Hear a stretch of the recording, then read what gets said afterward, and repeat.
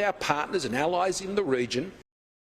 The Prime Minister there late this afternoon. Let me welcome Holly Hughes, Liberal Senator for New South Wales. Holly, you were listening to Michael Danby then. That's extraordinary. Such a senior Labor figure saying the revelations today about Richard Marles are enough to rule him out of a security portfolio. It's absolutely concerning. And as you rightly make the point, this is someone who could be Deputy Prime Minister in just outside of a week. We've had the incidents today with the Chinese ship in our economic exclusion zone. This is not the actions of a friendly neighbour. We know this is an intelligence gathering activity. There are obviously increased tensions between our nation and China, and of course their support for Russia when it comes to Ukraine. They're definitely taking a very different position from the rest of the world. But I am going to steal Caro de Russo's line today, which I thought was, where is Richard Marles? Is he sort of standing at the end of the jetty waving his hanky? Is he trying to wave them around the West Australian coast down to Danistan to bring Belson Road to Victoria? I mean, it's just extraordinary. Well, he needs to explain himself. The way he laughed it off on breakfast television this morning is not good enough, especially now that we hear that from Michael Danby.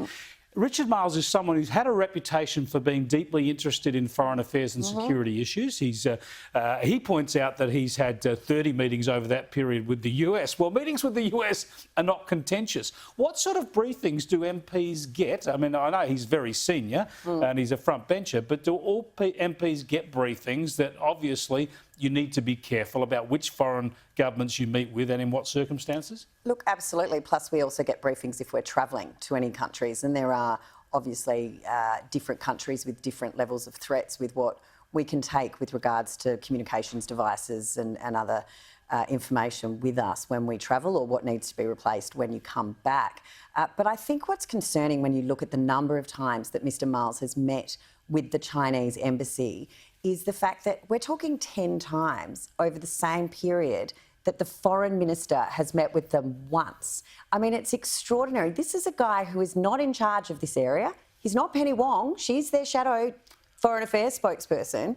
Yet here he is meeting with the Chinese ambassador more than anybody else. In fact, I think Penny's only met with them once. Well, it's extraordinary, right? Let's just join the dots here, right? He's had all these meetings. He's shown them, the Chinese embassy, a speech he's going to deliver in China. Getting their sign-off. Yeah. And he's gone to China on a visit. And not declared part of it, to transparency a bit lacking. How do you think China have been viewing him? Well, I think China's very excited at the prospect of perhaps having a very, very close friend who might open the doors up should they get into power next week. And I think this is why Australians need to be very, very mindful of their vote. This isn't an election in the current state of the world over these woke issues on the fringes. This is about the security of our nation. We're not talking about, something that makes you feel good on a weekend. This is about how we keep Australian borders secure. And I think we've seen time and again that the Labor Party aren't up to it, but now we've got Richard Marles up there opening the door.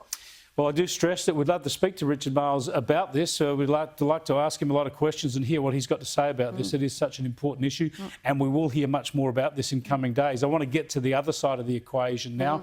Your party, the government, the polls, there's no joy in the polls so far. A lot of people getting very, very pessimistic about your prospects. And we heard this from the Prime Minister today, changing things up a little bit. Here's Scott Morrison earlier in the day. And I know Australians know that I can be a bit of a bulldozer when it comes to issues, and I suspect you guys know that too. But over the last few years, that's been pretty important. As we go into this next period, on the other side of this election, I know there are things that are going to have to change with the way I do things, because we're moving into a different time. We're moving into a time of opportunity. 8 days to go, and he's saying, if you don't like me, don't worry, I'll change. Yeah, I don't really think that's what he was saying. I think that might be an oversimplification and someone clutching at straws. I got to tell you, I'd prefer a bulldozer over a fairy floss machine any day of the week.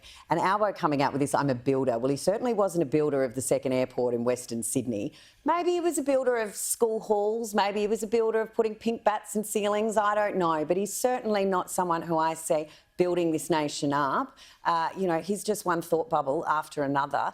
And without a strong economy and the economics that he's currently putting forward, we won't be building anything if they're in charge.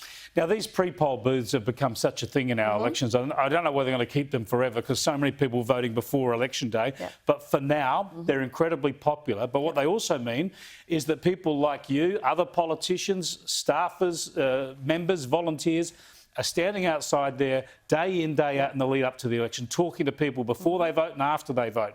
You must get a bit of a sense of what's going on out there. Labor people have told me they think the rush to pre-polls means everyone wants to get rid of the government. What sense are you getting? That is absolutely ridiculous. I've been around politics over 20 years. There isn't a baseball bat out anywhere.